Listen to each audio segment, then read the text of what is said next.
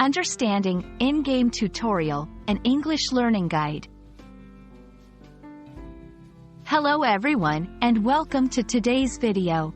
Today, we're diving into the fascinating world of gaming language, particularly focusing on the phrase, in-game tutorial. This term is popular in video gaming culture, and understanding it can be quite helpful, not just for gamers, but for anyone interested in modern digital terms. Let's get started. An in-game tutorial is a feature commonly found in video games. It's a guided experience provided within the game that teaches players how to play. Think of it as a learning tool embedded directly into the game. It often includes instructions, tips, and interactive tasks designed to help new players understand the game's mechanics, controls, and objectives.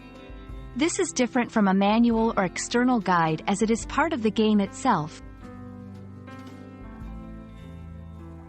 Why are in-game tutorials so crucial? They serve several purposes. 1. Ease of learning. They make it easier for new players to learn the game without feeling overwhelmed. 2. Accessibility. They help in making games more accessible to a broader audience, including those who might not be familiar with certain game genres. 3. Engagement. Good tutorials keep players engaged and interested in the game, increasing the likelihood that they'll continue playing. To give you a clearer picture, let's look at some examples. A role-playing game might start with a simple quest that teaches you how to interact with characters and navigate the game world. A racing game might begin with a few easy tracks to get the player accustomed to the controls and mechanics of driving. A puzzle game could introduce its concepts gradually, starting with simple puzzles that become progressively more complex.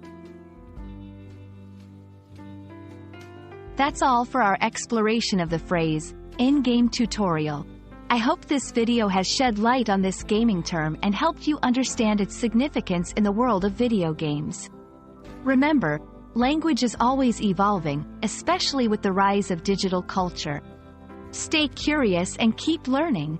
See you in the next video.